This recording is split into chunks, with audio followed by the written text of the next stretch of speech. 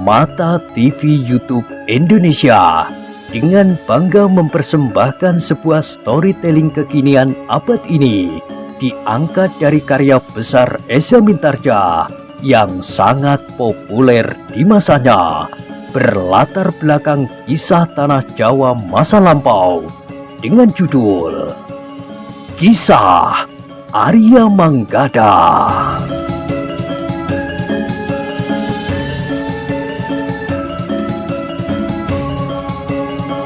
Pada kesempatan yang sangat baik ini, kita masuk pada episode yang ke-61. Selamat menikmati.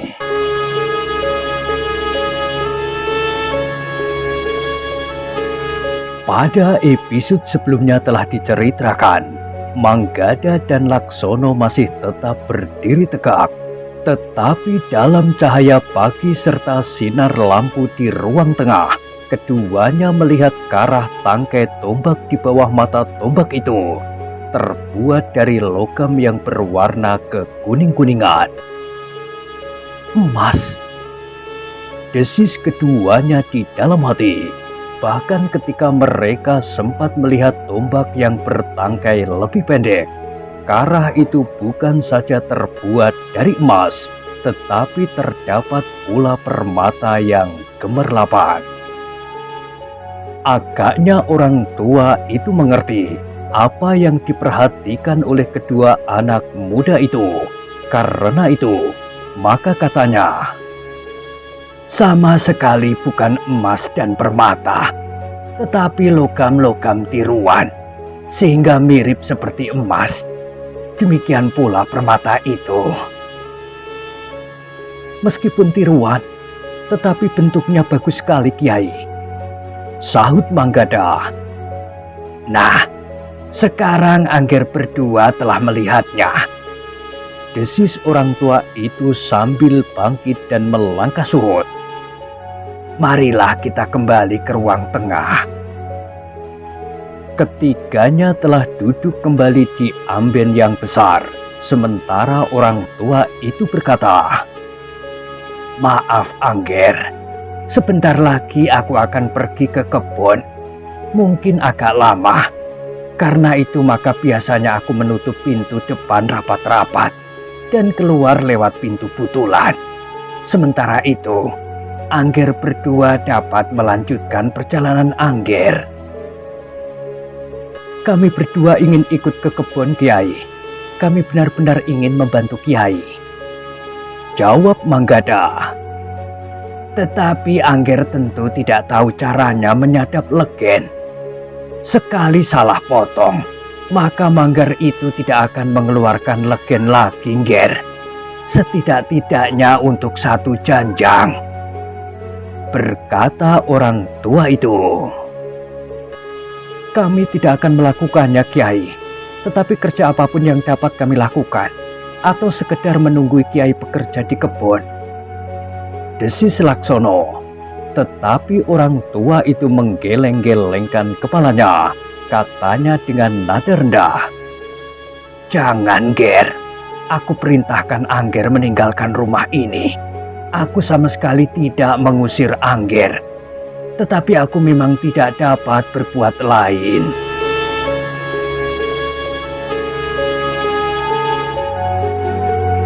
Maaf, Kiai. Kenapa Kiai berkeberatan jika aku masih ingin tinggal bersama Kiai barang sepagi ini? Bertanya Manggada. Aku tidak ingin terganggu, Ger, jawab orang tua itu. Kiai, kami justru ingin berbuat sesuatu bagi Kiai yang telah dengan senang hati menerima kami bermalam, memberikan minuman dan makanan dengan ikhlas, berkata Laksono kemudian. Tetapi orang tua itu pun berkeras pula. Katanya, Sudah, Angger, aku sudah merasa berbuat sebaik-baiknya terhadap Angger berdua. Kini Angger berdua jangan mengecewakan aku. Sama sekali tidak, Kiai. Justru sebaliknya, jawab Laksono. Wajah orang tua itu menegang. Dengan dahi yang berkerut, orang tua itu berkata dengan nada yang semakin keras, Tidak, aku minta kalian pergi. Aku tidak dapat menerima kalian lebih lama lagi. Kenapa Kiai berkeberatan membiarkan kami lebih lama berada di sini? Apakah kami telah mengganggu Kiai? Bertanya Laksono pula. Ya, jawab orang tua itu tegas. Aku akan pergi ke kebun untuk menyadap legen. Selama itu kau akan dapat mengambil benda-benda yang agaknya kau kagumi dan membawanya lari. Kiai, desis Laksono, namun Manggada menggamitnya dan berkata, apakah pernyataan itu benar-benar keluar dari hati Kiai? Jika demikian, alangkah nistanya kami berdua. Tetapi jika karena kecemasan itu, baiklah, aku akan meninggalkan tempat ini. Orang tua itu memandang kedua anak muda itu berganti-ganti. Wajahnya tiba-tiba menjadi buram. Katanya dengan nada sendat. Tidak, Angger. Tidak.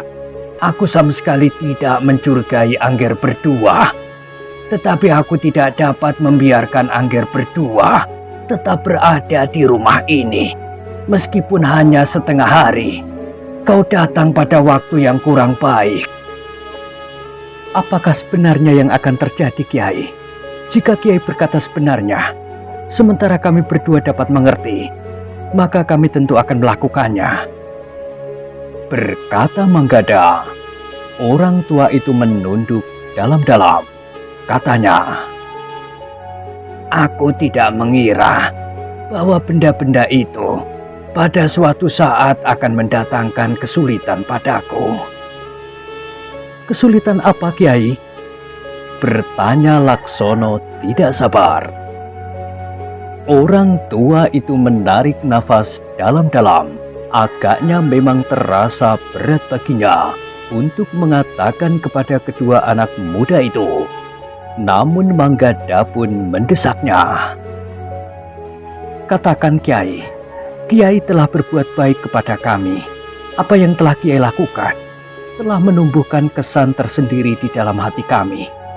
Dengan sikap Kiai terhadap kami yang sebelumnya belum pernah Kiai kenal itu, menunjukkan bahwa Kiai memang seorang yang baik tanpa pamrih. Kiai pun tidak cemas bahwa semalam kami mencuri benda-benda berharga itu dan membawanya lari. Karena itu, ketika Kiai mengatakan bahwa Kiai mencemaskan benda-benda itu, aku yakin bahwa itu bukan maksud Kiai yang sebenarnya untuk mencurigai kami.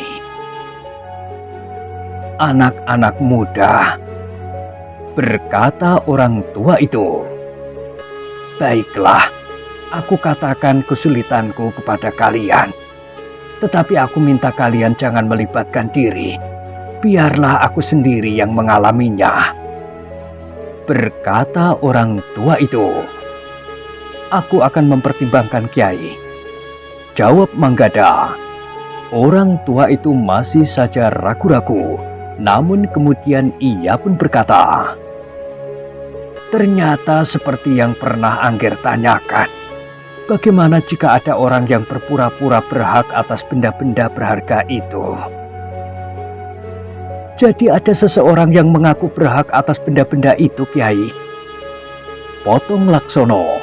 Orang tua itu mengangguk kecil.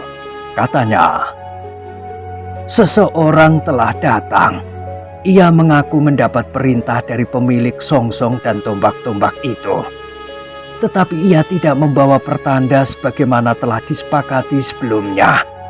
Tidak ada patung perunggu berbentuk seekor harimau yang kakinya dapat tepat masuk ke dalam lubang di karah besi pada pangkal tangkai songsong itu.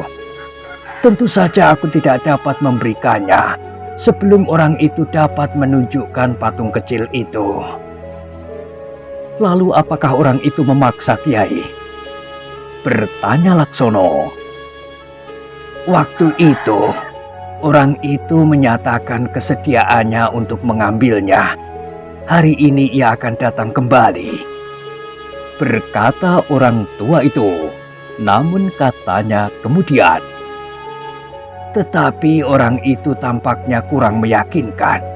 Aku juga kurang yakin bahwa ia akan datang dengan membawa pertanda yang sudah disepakati itu.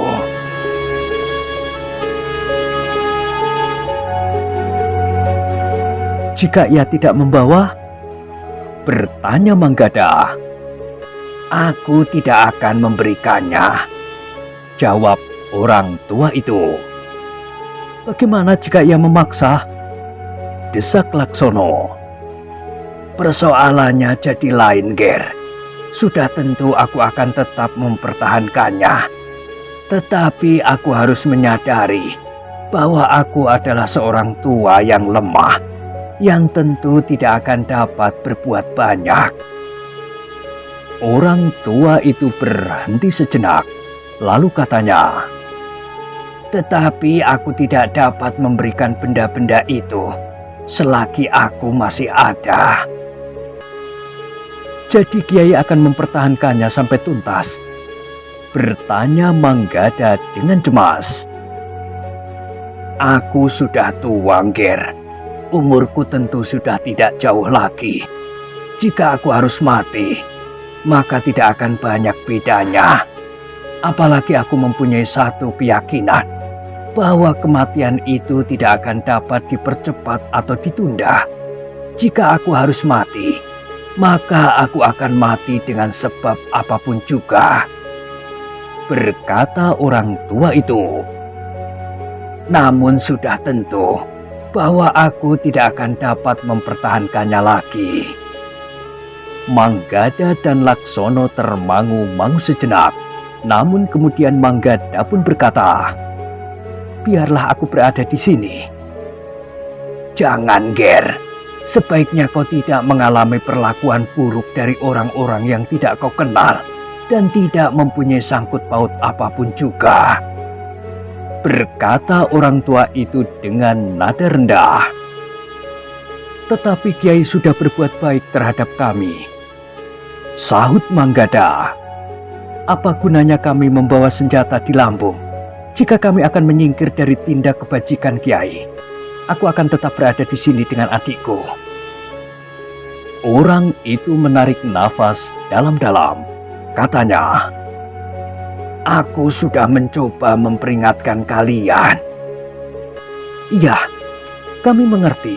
Segala sesuatunya adalah tanggung jawab kami sendiri, Kiai, desis Manggada.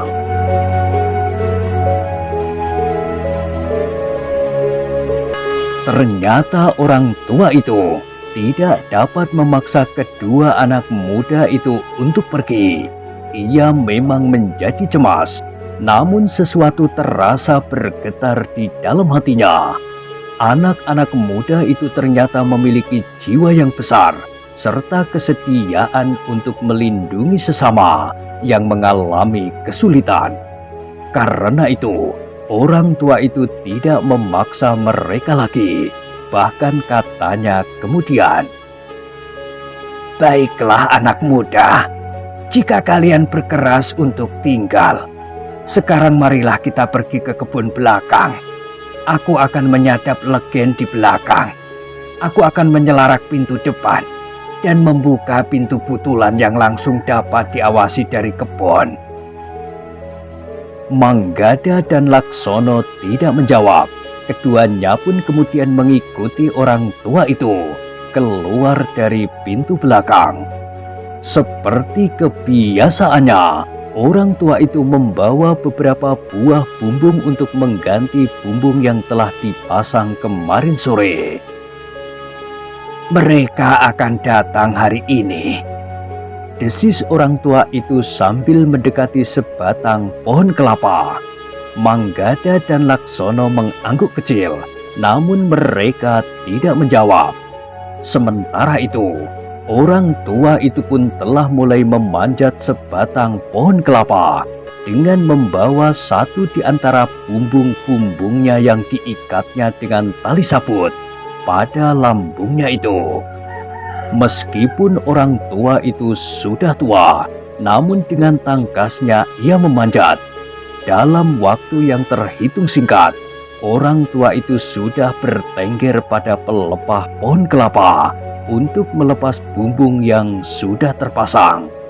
kemudian memotong manggar itu dengan irisan-irisan tipis dan memasang bumbung yang baru untuk menerima titik-titik legen dari manggar yang telah diirisnya itu. Sejenak kemudian, bumbung legen yang baru saja dilepas itu pun telah dibawanya turun. "Biarlah kami membantu membawa bumbung itu, Kyai," berkata Laksono. Orang tua itu tersenyum. Katanya, "Biasanya aku melakukannya sendiri, tetapi hari ini kami ada di sini," jawab Laksono. Orang tua itu tertawa kecil, tetapi ia tidak berkeberatan memberikan bumbung-bumbung itu kepada Manggada dan Laksono. Dari satu pohon, orang tua itu pergi ke pohon yang lain. Memang tidak cukup banyak, tetapi beberapa batang pohon kelapa itu telah memberikan beberapa bumbung legen yang dapat dibuatnya menjadi gula kelapa.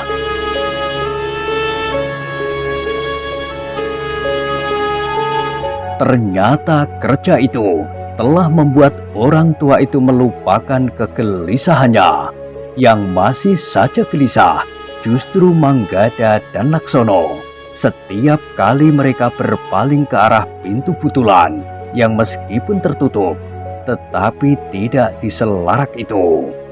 Sementara mereka pun sadar bahwa jika orang yang akan mengambil pusaka-pusaka itu datang, mereka tentu tidak akan masuk dengan diam-diam dan membawa lari benda-benda berharga itu. Ternyata sampai batang kelapa yang terakhir, belum ada seorang pun yang datang memasuki halaman rumah orang itu. Sehingga orang tua itu sempat mengerjakan pekerjaannya yang lain, menuang legen ke tempayan dan mempersiapkan pembuatan gula kelapa di serambi belakang rumahnya. Manggada dan Laksono yang dipersilahkan duduk di dalam ternyata lebih senang menunggui orang tua itu bekerja. Keduanya masih mengagumi tenaga orang tua itu yang bekerja dengan tangkasnya. Sejenak kemudian, maka perapian pun telah menyala. Legen kelapa di tempayan itu pun kemudian diletakkan di atas perapian. Dengan kayu bakar yang dikumpulkan di kebun serta dicampur dengan daun-daun kering yang dikumpulkan pagi-pagi ketika menyapu halaman, maka legen kelapa itu direbus sehingga menyusut. Pada akhirnya, legen itu menjadi semakin lama semakin kental dan siap dituang di tempurung kelapa sebagai alat untuk mencetak gula kelapa.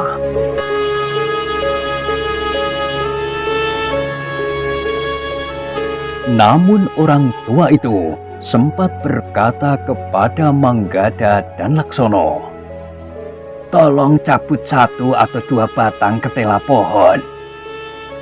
"Untuk apa?" bertanya Manggada. "Kita masukkan ke dalam legen yang hampir siap dituang ini," berkata orang tua itu. Manggada dan Laksono tahu benar maksud dari orang tua itu. Karena itu, maka keduanya pun telah berlari-lari ke kebun, mencabut masing-masing sebatang ketela pohon. Dengan cepat mereka mengupasnya dan mencucinya, kemudian membawa kepada orang tua di dapur rumahnya itu. Tetapi ternyata orang tua itu sudah tidak berada di sana. Sebagian gulanya sudah dituang di tempurung kelapa, namun yang lain masih di tempayan, bahkan di atas perapian. Untunglah bahwa api dari kayu-kayu seadanya dan daun-daun kering itu sudah padam dengan sendirinya, sehingga sisa legen di tempayan tidak kering. Manggada cepat-cepat mengambil air dari persediaan di dapur itu, menuangkannya di tempayan secukupnya, kemudian memasukkan ketela pohon yang telah dikupasnya ke dalamnya. Namun keduanya tidak lagi memperhatikan ketela pohonnya. Keduanya mulai memikirkan orang tua yang agaknya terpaksa meninggalkan gula kelapanya. Dengan hati-hati, Manggada dan Laksono melangkah memasuki rumah orang tua itu dari belakang. Namun mereka tertegun ketika mereka mendengar orang bercakap-cakap di ruang dalam. Sejenak keduanya termangu-mangu, namun tanpa berjanji, keduanya telah mendengarkan percakapan di ruang dalam itu. Sekali-sekali mereka mendengar suara orang tua itu gemetar, namun kemudian terdengar suara orang lain yang nampaknya memang sudah ditunggu oleh orang tua itu. Tidak hanya seorang, tetapi dua orang. Manggada dan Laksono memang menjadi tegang. Orang-orang itu adalah orang-orang yang datang untuk mengambil benda-benda yang berharga yang dititipkan kepadanya.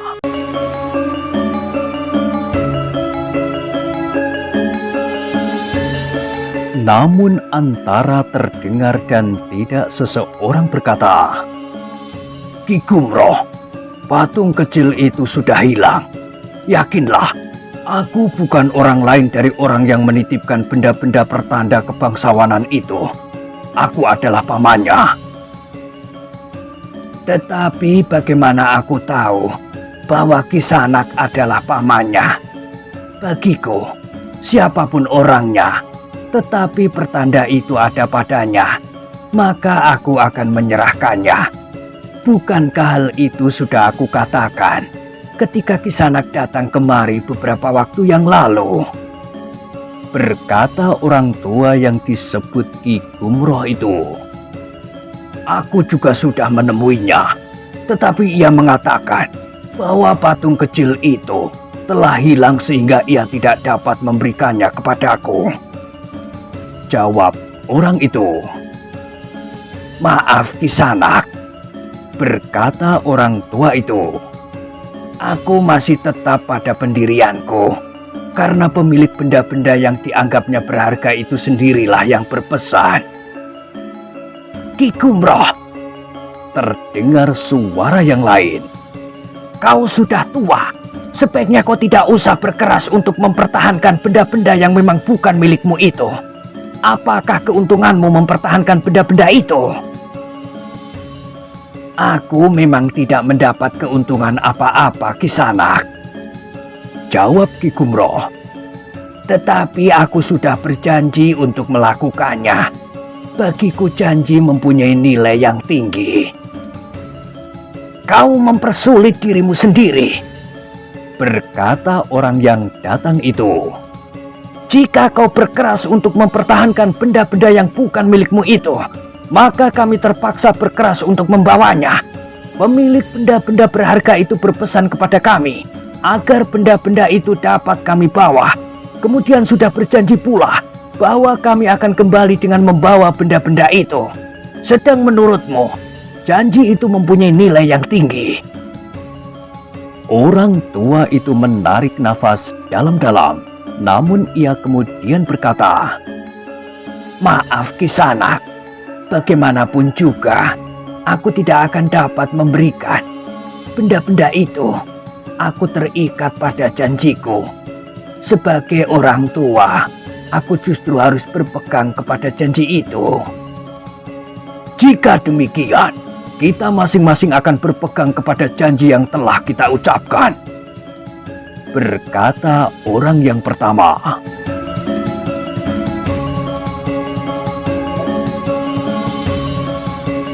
"Karena itu Kisanak," berkata orang tua itu, "usahakan agar pertanda itu kalian dapatkan, sehingga tidak akan terjadi kesulitan apapun juga."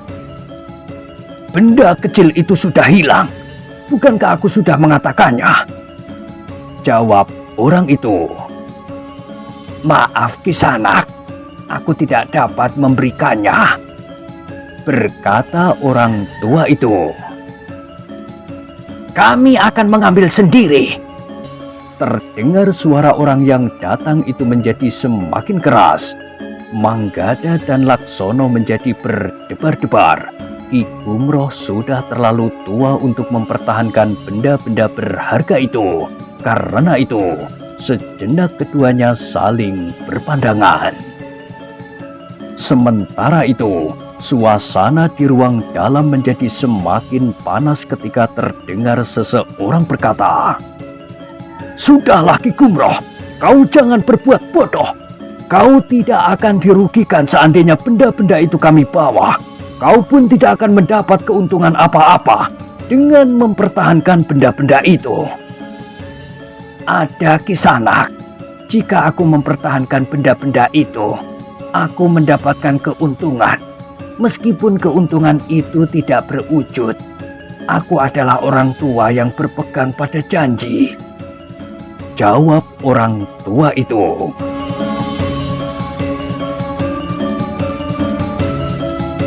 "Sebenarnya, aku tidak ingin berbuat kasar, apalagi terhadap orang tua. Karena itu, ketika aku datang yang pertama, aku datang dengan senang hati menuruti permintaanmu, mengambil patung kecil itu. Tetapi sudah aku katakan, patung itu sudah hilang. Kau tidak dapat memaksaku menemukan patung itu kembali. Demikian pula pemilik benda-benda berharga itu tidak akan mendapatkan patungnya lagi," berkata orang yang datang itu. "Jika demikian, biarlah pemiliknya datang sendiri untuk mengambilnya. Meskipun aku sudah pikun, tetapi aku tentu masih dapat mengenalnya dengan baik," berkata Ki Gumroh selanjutnya. Tetapi orang-orang yang datang itu nampaknya sudah tidak sabar lagi. Yang terdengar adalah suara salah seorang dari mereka menjadi semakin keras. "Cukup, aku sudah cukup menahan diri. Sekarang aku akan mengambil benda-benda itu. Aku akan membawanya, boleh atau tidak boleh." "Jangan Kisanak, jangan. Lalu di mana harga diriku jika kata-kataku tidak dapat dipegang lagi? Jika aku sudah tidak memegang janji, aku akan menjadi semakin tidak berharga lagi," minta orang tua itu. "Aku tidak peduli lagi," geram orang itu. Yang kemudian terjadi dapat dibayangkan. Orang tua yang memegangi lengan tamunya itu telah dikibaskan. Yang terdengar suara orang yang terjatuh di amben bambu, serta orang tua itu mencoba mencegahnya. Jangan lakukan itu." Tetapi suaranya sama sekali tidak dihiraukan. Manggada dan Laksono tidak menunggu lebih lama lagi. Keduanya kemudian telah mendorong pintu butulan. Sesaat kemudian, keduanya telah berada di ruang dalam itu pula. "Jangan lakukan itu Kisanak," desis Manggada. "Siapa kau?" bertanya seorang yang ternyata bertubuh kecil, namun agak tinggi. "Aku cucu Ki Gumroh," jawab Manggada. "Oh," yang satu lagi mengangguk-angguk. Orangnya bertubuh sedang, namun wajahnya nampak keras dan kasar. "Jadi Ki Gumroh sudah mempunyai cucu sebesar ini. Yang seorang lagi apakah juga cucunya?" "Iya," jawab Laksono singkat. "Bagus, nampaknya kalian dipanggil oleh kakekmu khusus hari ini untuk melindungi benda-benda berharga itu," desis orang yang berwajah keras itu. "Aku tidak sengaja datang mengunjungi kakekku hari ini. Ternyata kakek sedang menghadapi satu masalah yang tidak dapat dipecahkannya sendiri," berkata Laksono. "Baiklah," berkata orang yang bertubuh tinggi itu. "Sekarang kami akan mengambil benda-benda berharga itu. Terserah kepada kalian berdua, cucu-cucu Ki Gumroh, apakah kalian akan mencegah kami atau tidak?" "Sudah tentu," berkata Manggada. "Kakek yang sudah terlanjur berjanji harus ditepati. Aku tidak peduli apakah kau akan mengaku sudah berjanji pula. membawa benda-benda itu atau kau akan merampoknya. Jika kau mempergunakan kekerasan untuk mengambil benda-benda itu, maka itu akan sama saja artinya dengan kalian telah merampok kakekku." "Sudahlah anak-anak muda," berkata orang yang bertubuh tinggi. "Jangan terlalu banyak bicara sehingga membuat telingaku merah. Jika kau berniat untuk mempertahankan benda-benda itu, maka aku memang terpaksa mempergunakan kekerasan."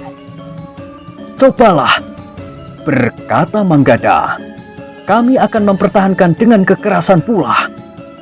Wajah orang yang bertubuh tinggi itu berkerut, namun kemudian katanya, "Aku akan memaksa kalian untuk minggir." Tetapi Manggada dan Laksono masih tetap berdiri di tempatnya. Sementara itu, orang yang bertubuh kasar itu pun berkata dengan nada geram, "Aku tidak telaten. Kita harus segera menyingkirkannya." Manggada dan Laksono pun segera bersiap menghadapi kedua orang itu.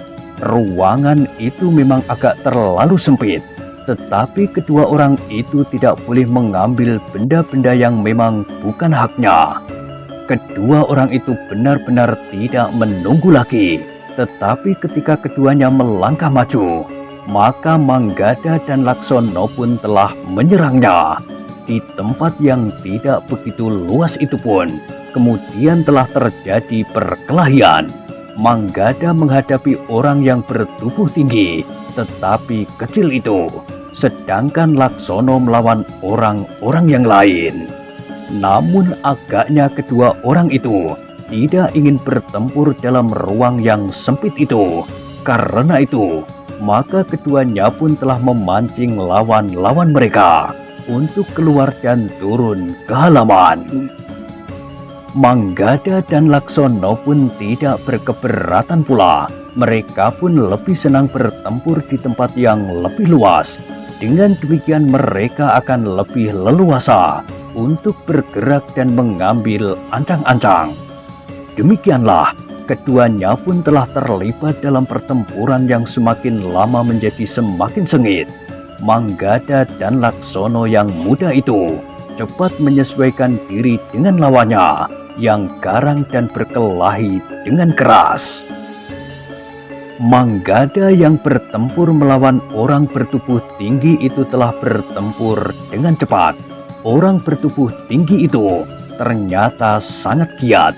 Ia dapat berloncatan, berputar di udara, dan bahkan seakan-akan terbang mengitari lawannya. Sementara Manggada yang telah menekuni olah kanuragan serta berlatih dengan keras berusaha untuk mengimbanginya. Peningkatan ilmunya di sepanjang perjalanannya telah membuatnya menjadi semakin tangkas. Karena itu, maka Manggada pun dengan cepat pula telah bertempur melawan orang yang bertubuh tinggi itu.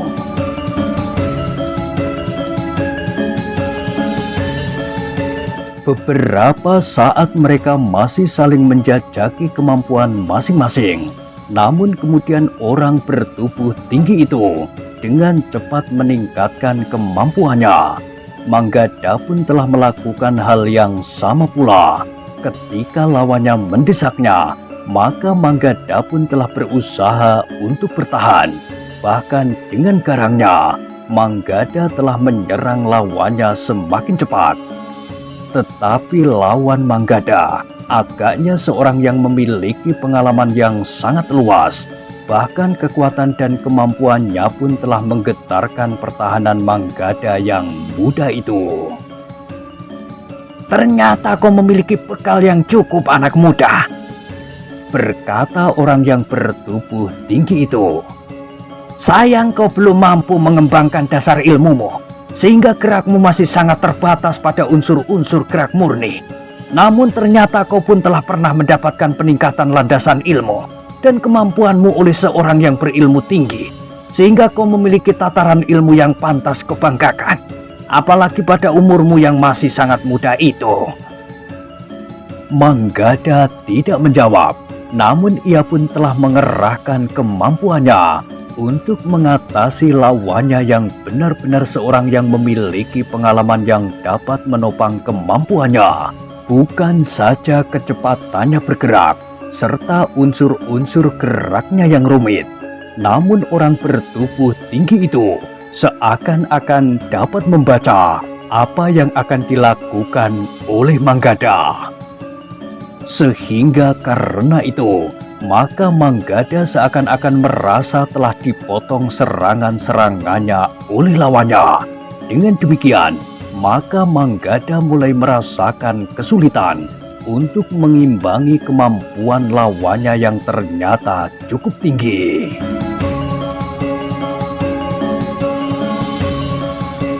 Dalam pada itu, Laksono pun telah mengalami kesulitan pula. Bahkan rasa-rasanya orang yang bertubuh sedang namun berwajah keras itu telah mendesaknya tanpa memberinya banyak kesempatan.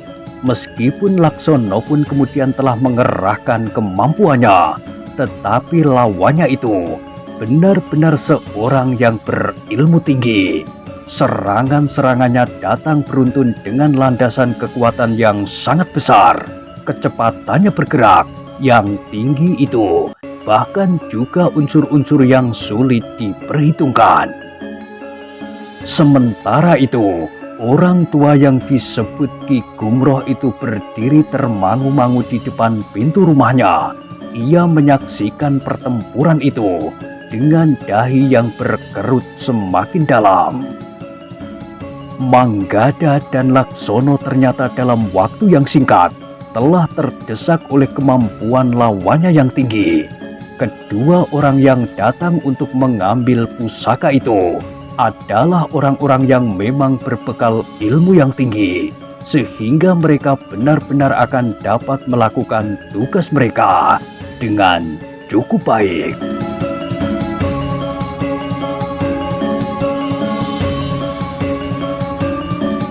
Nah, bagaimanakah kisah selanjutnya? Silahkan ikuti terus kisah Arya Manggada pada episode berikutnya. Sampai jumpa.